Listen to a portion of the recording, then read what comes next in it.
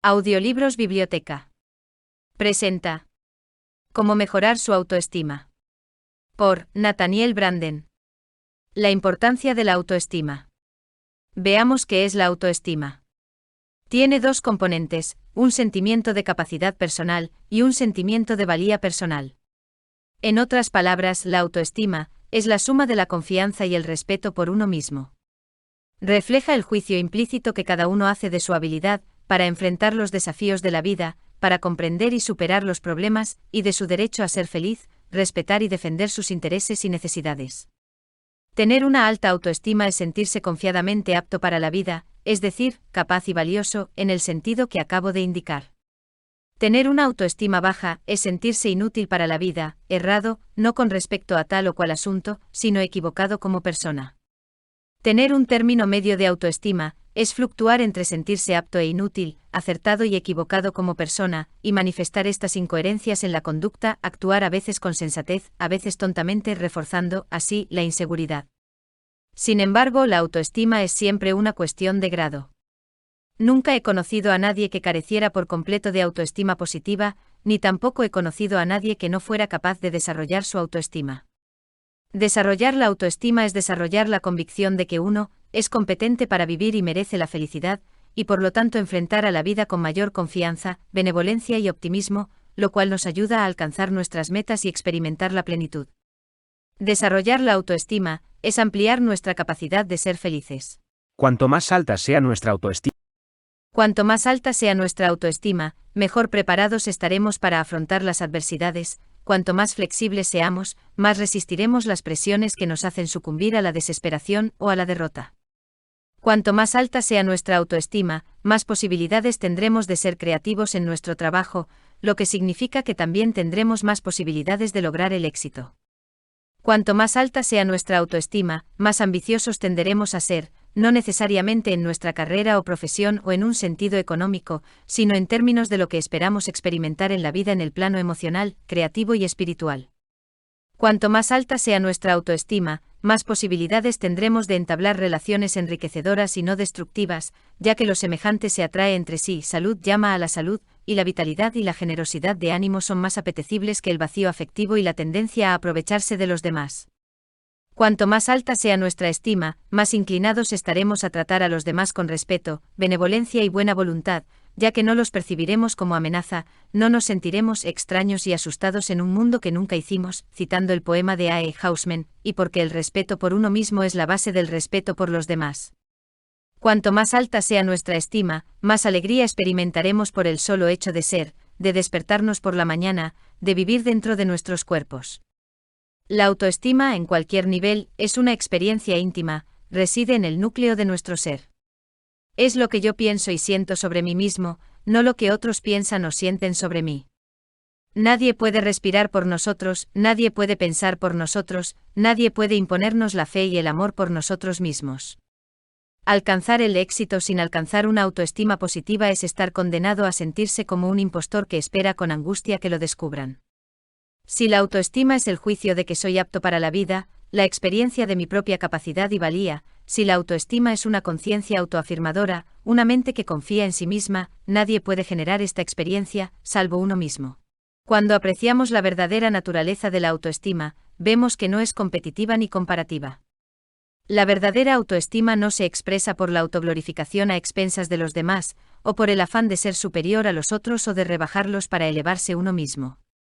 La arrogancia, la jactancia y la sobrevaloración de nuestras capacidades reflejan más bien una autoestima equivocada y no, como imaginan algunos, un exceso de autoestima.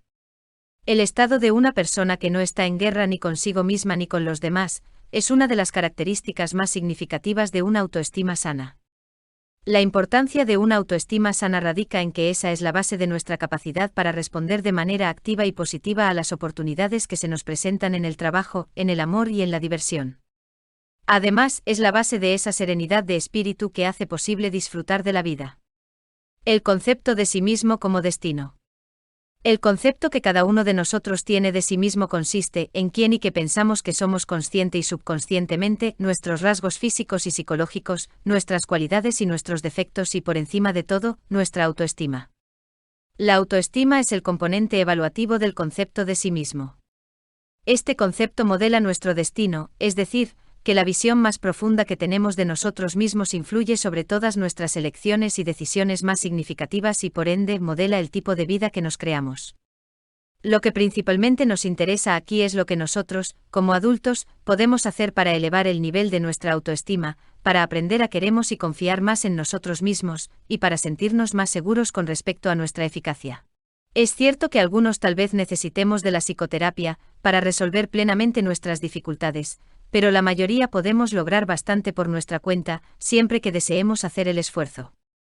La situación es más o menos similar a la que se plantea con los ejercicios de gimnasia. Es innegablemente más fácil practicarlos con un profesor o entrenador, pero con la ayuda de un libro adecuado, es posible lograr una mejora importante de nuestro estado físico. Todo se reduce a una cuestión de voluntad y determinación. Queremos tener éxito en nuestra vida. Queremos para nosotros mismos lo mejor. Si la clave es la autoestima, ¿cómo conseguirla? Vivir conscientemente. Hay dos palabras que describen inmejorablemente lo que podemos hacer para aumentar nuestra autoestima, es decir, para generar más confianza en nosotros mismos y respetarnos más. Estas son, vivir conscientemente. El problema es que esta frase quizá resulte algo abstracta para algunas personas, no se traduce de manera evidente en una acción mental o física. Y si deseamos crecer, necesitamos saber qué hacer. Necesitamos aprender nuevas conductas. De modo que debemos preguntar, si tratáramos de vivir más conscientemente, ¿cómo y en qué aspectos actuaríamos de manera diferente? Solo con las conclusiones a que nos conduzca este libro responderemos a esta pregunta, pero antes veamos por qué el hecho de vivir conscientemente es la base de la autoconfianza y el autorrespeto. La mente es nuestro medio de supervivencia fundamental. Todos nuestros logros específicamente humanos son el reflejo de nuestra capacidad de pensar. Una vida llena de éxitos depende del uso adecuado de la inteligencia, es decir, adecuado a las tareas y objetivos que nos proponemos y a los desafíos con que nos enfrentamos. Este es el hecho biológico central de nuestra existencia. 1000 veces por día debemos elegir el nivel de conciencia en el cual funcionaremos. 1000 veces por día debemos elegir entre pensar y no pensar. Gradualmente con el tiempo adquirimos una noción de la clase de persona que somos, según cuáles sean las elecciones que hagamos, la racionalidad y la integridad que mostremos. Esa es la reputación a la que me refiero. Cuanto más inteligentes somos, mayor es nuestra capacidad de conocimiento, pero el principio de vivir conscientemente sigue siendo el mismo, sea cual fuere el nivel de inteligencia.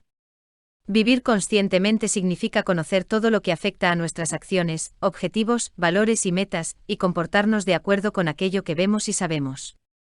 Vivir conscientemente implica respeto por los hechos de la realidad, los hechos de nuestro mundo interior así como los del mundo exterior, en contraste con una actitud equivalente a decir, si yo no quiero verlo o considerarlo, esto no existe. Vivir conscientemente es vivir responsablemente para con la realidad. Lo cual no significa que tenga que gustarnos lo que vemos, sino que debemos reconocer lo que es y lo que no es, y que los deseos o los miedos o los rechazos no alteran los hechos. Para ilustrar lo que quiero decir con vivir conscientemente, ofrezco los siguientes ejemplos. Vivir conscientemente. Cuando Nicanor empezó a trabajar en un nuevo empleo, hizo todo lo posible para cumplir a la perfección con lo que se le pedía, y no cesaba de buscar medios que le permitieran realizar su tarea con mayor eficiencia. Además, procuró comprender el contexto más amplio dentro del cual se desarrollaba su trabajo, a fin de poder ascender, y no quedarse estancado para siempre en el nivel en el cual había empezado. Su deseo básico era aprender, y así seguir creciendo en confianza, productividad e idoneidad. Vivir inconscientemente. Cuando Rodolfo empezó a trabajar en la misma empresa, pensó que si memorizaba la rutina de las tareas que le habían asignado y no atraía sobre sí una atención negativa, conservaría el empleo. Los desafíos no le atraían, pues implicaban riesgo y requerían pensar. Se condujo dentro del nivel mínimo de conocimiento necesario para repetir los movimientos que le habían enseñado, sin aportar nada por su parte. Rara vez desviaba la vista de su puesto de trabajo, salvo para conversar con sus compañeros o soñar despierto. No sentía curiosidad alguna por su actividad, más allá de lo más inmediato. ¿Qué necesidad tenía? Total, el empleo ya era suyo. Frente a él puso un reloj para saber exactamente cuándo eran las 5, hora de irse a casa. Cuando se vio frente a su supervisor y éste le reprochó errores que había cometido, su comportamiento típico fue buscar excusas y hervir por dentro. Pero cuando ascendieron a Nicanor y a él no, Rodolfo se sintió perplejo y resentido. Al considerar los ejemplos precedentes, analice los resultados que implica el hecho de vivir conscientemente en contraposición a los que produce el vivir inconscientemente. Pensar, aunque resulte difícil, contra no pensar. El conocimiento, aun cuando sea un desafío, contra el desconocimiento. La claridad, se obtenga o no con facilidad, contra la oscuridad o la vaguedad. El respeto por la realidad, ya sea agradable o dolorosa, contra la huida de la realidad. El respeto por la verdad contra el rechazo de la verdad. La independencia contra la dependencia. La actitud activa contra la actitud pasiva. La voluntad de correr riesgos adecuados, aunque despierten miedo, contra la falta de voluntad. La honestidad con uno mismo contra la deshonestidad. Vivir en el presente y de acuerdo con él, contra replegarse en la fantasía. Enfrentarse a uno mismo contra evitarse a uno mismo. La voluntad de ver y corregir los errores, contra la perseverancia en el error. La razón contra el irracionalismo. Uno de los puntos más importantes del vivir conscientemente es la independencia intelectual. Una persona no puede pensar a través de la mente de otra. Podemos aprender de los demás, pero el verdadero conocimiento implica comprensión, y no se trata de la mera repetición o imitación. Tenemos dos alternativas: ejercitar nuestra propia mente o delegar en otros la responsabilidad del conocimiento y la evaluación y aceptar sus veredictos de manera más o menos incondicional. Por supuesto, a veces los demás influyen en nosotros de modos que no reconocemos, pero esto no altera el hecho de que existe una distinción entre los que tratan de comprender las cosas por sí mismos y los que no lo hacen. Lo decisivo a este respecto es nuestra intención, nuestra meta. Como política general, ¿intenta usted pensar por sí mismo? ¿Es esa su orientación básica? Hablar de pensar de forma independiente es útil porque la redundancia tiene valor en términos de énfasis. A menudo la gente llama pensar al mero reciclaje de las opiniones ajenas, no al verdadero pensamiento. Pensar con independencia sobre nuestro trabajo, nuestras relaciones, los valores que guiarán nuestra vida, es parte de lo que se quiere decir con vivir conscientemente. La independencia es una virtud de la autoestima.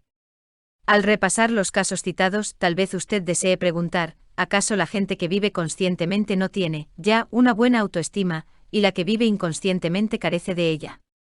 ¿Cómo puede entonces el vivir conscientemente ser la base de la autoestima? Nos encontramos aquí con lo que yo llamo el principio de la causalidad recíproca. Con ello quiero decir que las conductas que generan una buena autoestima son también expresiones de una buena autoestima, y las conductas que expresan una buena autoestima son también generadoras de una buena autoestima. Vivir conscientemente es a la vez causa y efecto de la autoconfianza y el autorrespeto. Cuanto más conscientemente vivo, más fe tengo en mi mente y más respeto mi valor. Cuanta más fe tengo en mi mente y más respeto mi valor, más natural me resulta vivir conscientemente. Esta misma relación existe entre todas las conductas que sirven de apoyo a la autoestima. Pensemos en las historias citadas. ¿Puede usted aislar las áreas de su vida en las que obra con mayor conciencia? ¿Y qué sucede con las áreas en las que obra con menor conciencia? Empleando como guía el material de este capítulo, escriba 2 listas. Es un excelente modo de profundizar su comprensión de qué significa para usted vivir conscientemente. Ahora, supongamos que usted identifica 3 áreas en las cuales reconoce que su nivel medio de conciencia es mucho menor que lo que debería ser. Trate de ver por qué le resulta difícil lograr en estas áreas un alto nivel de concentración mental. Luego, para cada una de esas áreas, escriba: la dificultad de permanecer plenamente consciente en esto reside en, y luego, lo más rápido posible, sin censurarse o pensar, complete la oración empleando de 6 a 10 terminaciones diferentes. Luego haga lo mismo con: lo bueno de ser plenamente consciente en esto es, luego siga con: si yo permaneciera plenamente consciente en esto. Es probable que haga algunos descubrimientos esclarecedores. Ya con el solo hecho de efectuar este ejercicio, vivirá usted más conscientemente. Por último, reflexione un poco sobre el día de mañana, y sobre los próximos 7 días de su vida. Considere cómo puede aplicar estas ideas a sus intereses diarios. Si, por ejemplo, decide ser más consciente en su trabajo, ¿qué es lo que podría hacer de manera diferente? Si elige ser más consciente en una o más de sus relaciones afectivas, ¿qué cambiaría en su conducta? Si desea desarrollar su confianza y respeto por sí mismo, comience ahora. Identifique 3 nuevas conductas dentro del ámbito de su trabajo y de sus relaciones, respectivamente, en las que pueda practicar esta semana, y comprométase a experimentarlas. Y siga trabajando durante los próximos 7 días, y los siguientes, para ampliar más su conciencia, paso a paso. En lo que concierne a elevar la autoestima, no evolucionamos a pasos de gigante, sino comprometiéndonos en la acción a avanzar poco a poco, paso tras paso, inflexiblemente hacia un horizonte en constante expansión. No es que no puedan ocurrir adelantos y transformaciones extraordinarios. Esto puede suceder, pero no a aquellos que esperan con una actitud de vacía pasividad. Debemos actuar y debemos comenzar a partir del punto en que nos hallamos. Un pequeño movimiento en dirección a una conciencia más elevada abre la puerta a otro y a otro. No importa en qué punto empecemos, solo importa que asumamos la responsabilidad de empezar. Aprender a aceptarse. La autoaceptación pide que enfoquemos nuestra experiencia con una actitud que haga irrelevantes los conceptos de aprobación o desaprobación, el deseo de ver, de saber, de conocer. Ahora bien, aceptarnos a nosotros mismos no significa carecer del afán de cambiar, mejorar o evolucionar. Lo cierto es que la autoaceptación es la condición previa del cambio. Si aceptamos lo que sentimos y lo que somos en cualquier momento de nuestra existencia, podemos permitirnos ser conscientes de la naturaleza de nuestras elecciones y acciones, y nuestro desarrollo no se bloquea. Comencemos por un ejemplo simple. Póngase frente a un espejo que abarque toda su figura y mírese la cara y el cuerpo. Preste atención a sus sentimientos mientras lo hace. Quizá algunas partes de lo que vea le gustarán más que otras. Si es usted como la mayoría de la gente, algunas partes de su cuerpo le resultarán más difíciles de mirar detenidamente, porque lo perturban o le disgustan. Tal vez vea en su rostro un dolor que no desea afrontar, tal vez exista algún aspecto de su cuerpo que le desagrada tanto que le cueste mucho mantener sus ojos fijos en él, tal vez vea indicios de su edad y no pueda soportar los pensamientos y emociones que esos indicios le despiertan. De modo que se siente impulsado a escapar, a huir de la conciencia, a rechazar, negar, olvidarse de ciertos aspectos de usted mismo. Pero siga mirando su imagen en el espejo unos instantes más, e intente decirse a usted mismo: sean cuales fueren mis defectos o imperfecciones, me acepto a mí mismo sin reservas y por completo. Siga contemplándose, respire hondo y repita esa frase una y otra vez durante 1 o 2 minutos, sin acelerar el proceso sino, más bien, permitiéndose experimentar plenamente el significado de sus palabras.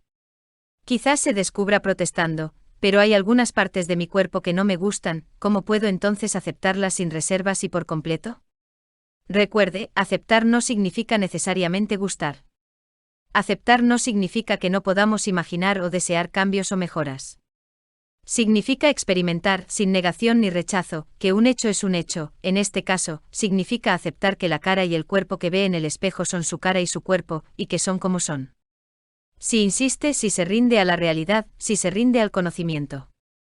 ¿Qué es lo que en definitiva significa aceptar? Advertirá que ha comenzado a relajarse un poco, y tal vez se sienta más cómodo con usted mismo, y más real. Aunque no le guste o no le cause placer todo lo que vea cuando se mire al espejo, aún podrá decir: ese soy yo en este momento. Y no lo niego.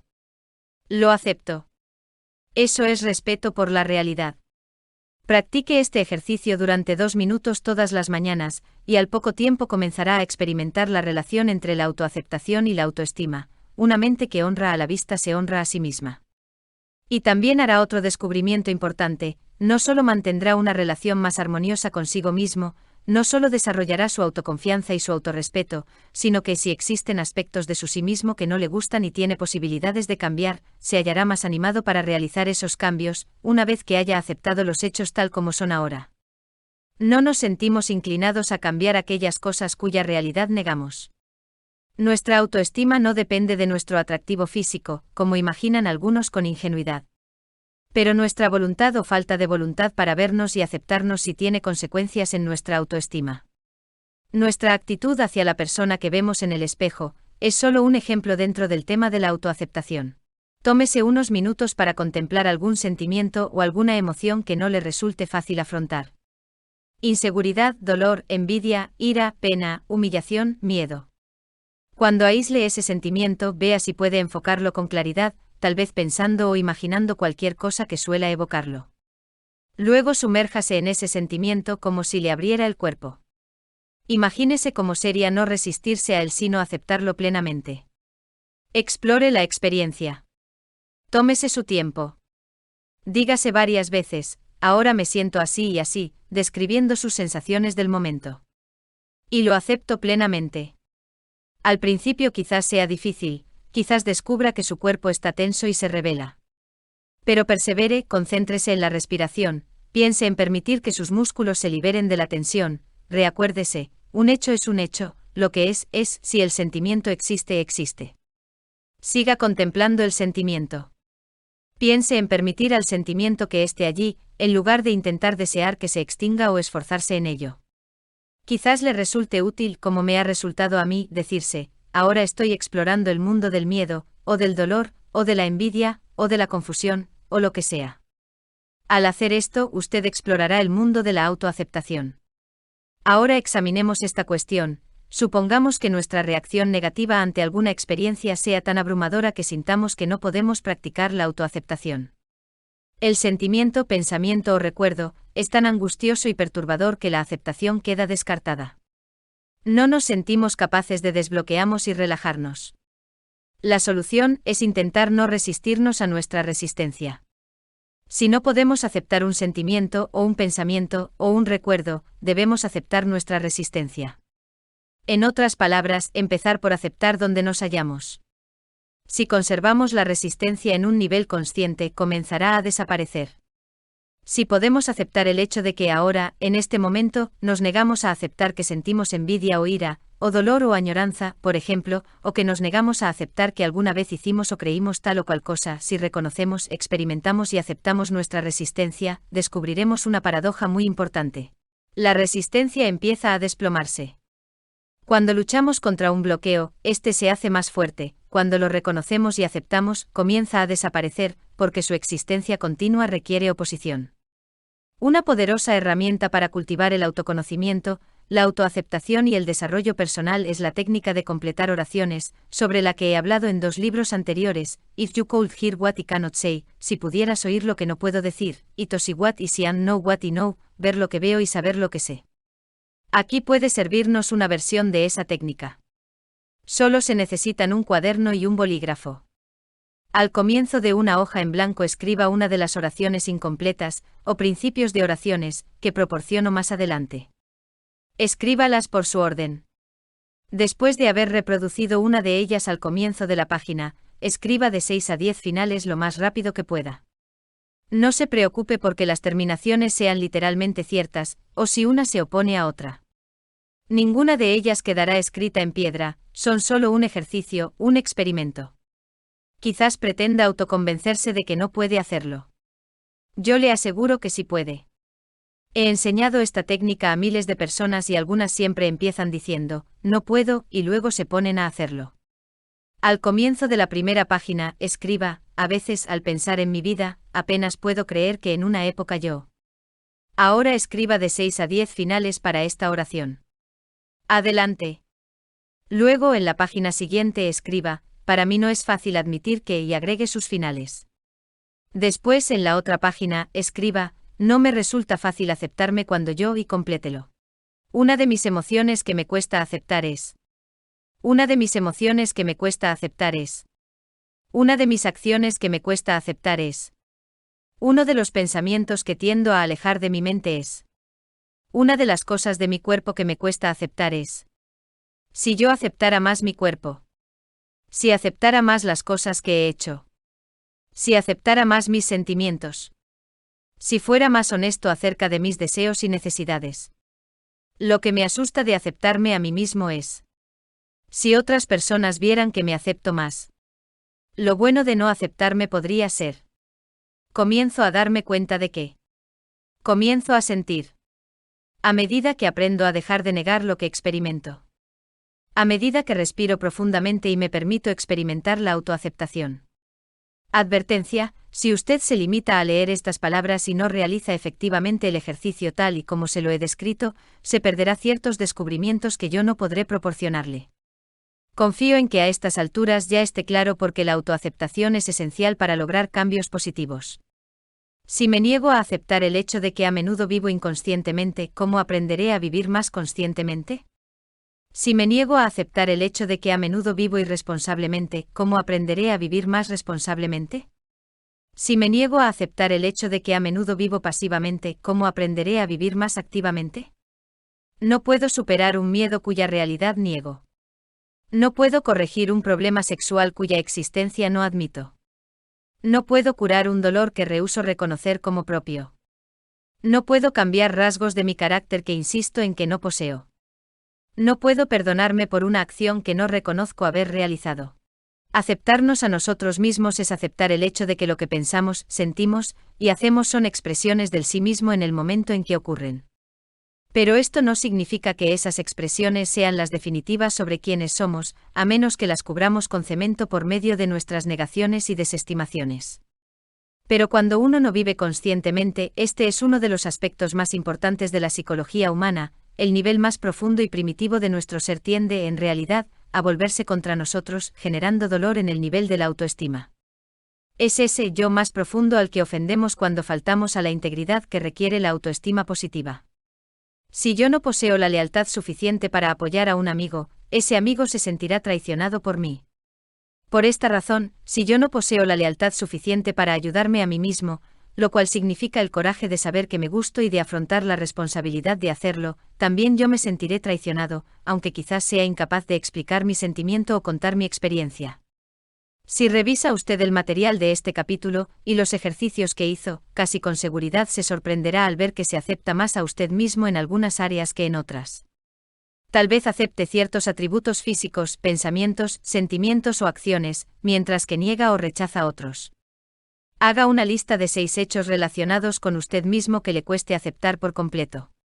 Quizá esto le exija un nivel de sinceridad difícil de lograr. Recuerde que aceptar no quiere decir gustar. Después en su cuaderno escriba, lo difícil de aceptar y escriba el hecho de que se trate, es y añada de 6 a 10 finales.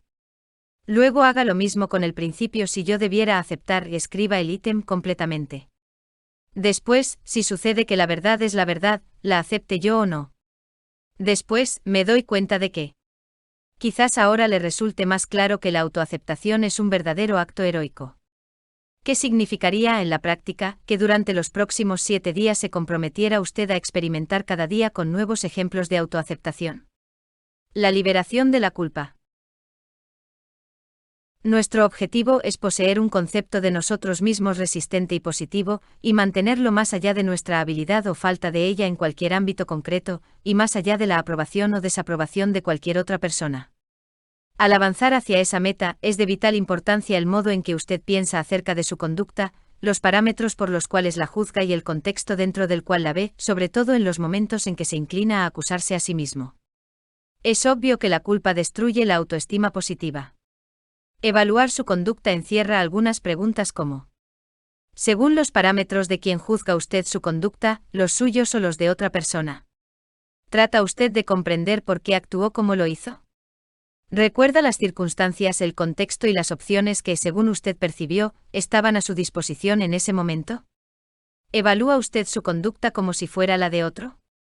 Cuando piensa en su conducta, identifica las áreas o circunstancias específicas en las que tiene lugar, o generaliza en exceso y dice, lo ignoro, cuando en realidad quizás ignore un tema particular pero conozca bien muchos otros temas. O dice, soy débil, cuando en realidad puede faltarle coraje o fuerza en una esfera particular pero no en otras. Si lamenta sus acciones, trata de aprender de ellas, para que en su conducta futura no repita las mismas equivocaciones, o simplemente sufre por el pasado y sigue pasivamente atado a modelos de conducta que sabe inadecuados. La respuesta a todas estas preguntas tendrá profundas implicaciones para su autoestima.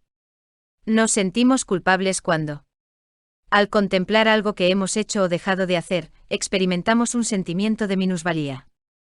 Nos vemos impulsados a racionalizar o justificar nuestra conducta. Nos ponemos a la defensiva en actitud combativa cuando alguien menciona la conducta en cuestión. Nos resulta difícil y penoso recordar o examinar la conducta.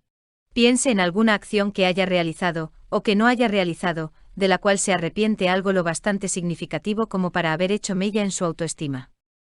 Luego pregúntese, según los parámetros de quién estoy juzgando. ¿Los míos o los de otro? Si esos parámetros no son en verdad suyos, pregúntese, ¿qué es lo que yo creo en realidad sobre esto? Si usted es un ser humano pensante y con toda honestidad y plena conciencia, no ve nada malo en su conducta, quizás encuentre el coraje necesario para dejar de condenarse en ese mismo instante. O al menos tal vez comience a vislumbrar una nueva perspectiva en la evaluación de su conducta. A veces las declaraciones de culpa son una cortina de humo para ocultar resentimientos negados o rechazados. Por ejemplo, no he logrado vivir de acuerdo con las expectativas o parámetros de otro, tengo miedo de admitir que esas expectativas y esos parámetros me intimidan. Tengo miedo de reconocer cuánto me irrita lo que se espera de mí. Así que en cambio me digo a mí mismo y les digo a los demás, que me siento culpable de no haber hecho lo correcto, y de ese modo no tengo que temer comunicar mi resentimiento y poner en peligro mi relación con los demás. Una vez más se ve aquí la necesidad de cambio en la definición del problema. Lo que hay que resolver no es la culpa, sino el resentimiento al que no nos enfrentamos y el miedo a la autoafirmación. La supuesta culpa es solo un medio de protegerse a sí mismo del desafío más profundo. A medida que uno se vuelve más honesto con respecto a sus sentimientos, deja de lado la necesidad de sentir esta especie de pseudo-culpa. Y luego es más libre de pensar con claridad en los valores y las expectativas que pueda ser necesario cuestionar y rechazar. De ningún modo esta tarea resulta siempre fácil. Si lo fuera, la gente no se escondería detrás de la pseudo-culpa. Pero si uno está dispuesto a hacer el esfuerzo, si uno genera el coraje necesario para emprender la búsqueda de la independencia, y eso es posible, el beneficio de la confianza y el respeto por sí mismo serán virtualmente inmediatos. Pero supongamos que los parámetros son verdaderamente los suyos propios, y que en algún aspecto usted ha actuado contra ellos o los ha traicionado. Usted ha erosionado su sentido de la integridad personal. Cuando abandonamos la infancia y desarrollamos nuestros propios valores y parámetros, el mantenimiento de la integridad personal adquiere mayor importancia para nuestra autoevaluación. Integridad significa la integración de convicciones, parámetros, creencias y conducta. Cuando nuestra conducta es coherente con los valores que profesamos, poseemos integridad. El siguiente es un ejercicio que facilitará su exploración respecto a este punto. Copie estos principios de oraciones en un cuaderno y complete cada uno de ellos utilizando 6 a 10 finales. Siento que poseo integridad principalmente cuando. A veces disminuye mi integridad cuando. Me gusto más cuando. Me gusto menos cuando. Cuando no actúo de acuerdo con mis parámetros me digo. Para mí sería más fácil vivir de acuerdo con mis parámetros si. Recuerde, si se bloquea, invente. No se permita decirse que no puede hacerlo. Si puede. Solo se trata de que decida hacerlo, o no. Cuando haya realizado el ejercicio, tómese unos minutos para meditar sobre los finales que ha dado a las oraciones. ¿Qué sentimientos le despiertan? ¿Qué ha descubierto? ¿Qué ha aprendido? Sería provechoso que se detuviera a tomar algunas notas sobre lo que ha descubierto acerca de usted mismo. Cuando nos comportamos de modos que se oponen a nuestro juicio de lo que es apropiado, tendemos a perder valor ante nuestros propios ojos. Tendemos a respetarnos menos. Pero si nos limitamos a castigarnos, a despreciarnos, y luego no pensar más en ello, deterioramos nuestra autoestima y aumentamos la probabilidad de poseer menos integridad personal en el futuro. Un mal concepto de uno mismo es una profecía que siempre acaba cumpliéndose, provoca en nosotros una mala conducta. No mejoramos diciéndonos que estamos corruptos. Nuestras acciones son un reflejo del sujeto y la entidad que pensamos que somos. Necesitamos aprender, pues, una reacción alternativa frente a nuestras faltas, que es más útil para nuestra autoestima y para nuestra conducta futura. En lugar de caer en la autocondena, podemos aprender a preguntarnos cuáles fueron las circunstancias. ¿Por qué mis elecciones o decisiones parecían deseables o indispensables en aquel contexto? ¿Qué estaba yo tratando de lograr? ¿De qué modo intentaba defenderme? No podemos comprender las acciones de un ser humano hasta que comprendamos por qué tienen algún sentido para la persona implicada. Necesitamos conocer el contexto personal en el que ocurrieron las acciones, el modelo de realidad, el modelo de yo en el mundo que yace detrás de la conducta. Por ejemplo, supongamos que soy una mujer, que he elegido permanecer demasiado tiempo junto a un marido alcohólico que me maltrata físicamente, lo cual es peligroso tanto para mí como para mis hijos. Sé que debería irme, pero tengo miedo. La vida es para mí algo temible, mi situación me resulta precaria, y veo que mis recursos y opciones son muy limitados. Dada mi inseguridad básica, mi modelo personal del yo en el mundo, estoy tratando de sobrevivir, lo cual no es un crimen. Quizás desee tener más coraje y confianza y no sufrir tanta angustia, pero no puedo maldecirme por tratar de vivir. Solo puedo aprender que es posible vivir mejor cambiando mi punto de vista sobre mí misma y sobre el mundo. El hecho importante es este: si podemos contemplar nuestro contexto personal con compasión y deseos de comprender. Sin negar ni por un momento lo equivocado de nuestra conducta, si podemos ser para con nosotros mismos, un buen amigo que realmente quiere saber por qué nos comportamos como lo hacemos, entonces podremos curarnos, sentiremos quizá remordimiento y arrepentimiento, pero no nos autocondenaremos. Y la consecuencia más probable será la decisión de ser mejores en el futuro. La cuestión del egoísmo. Con frecuencia se confunde la autoestima con ciertas nociones falsas de egoísmo. La tendencia cultural a la que me refiero es notoria en todas partes. Yo tropecé personalmente con esta mala interpretación mientras realizaba una gira promocional para Honoring the Self. Prevalece hoy una irreflexiva tendencia a desechar por narcisista a cualquier individuo activamente interesado en su desarrollo personal, lo que constituye una suerte de violenta reacción contra el movimiento en favor del potencial humano.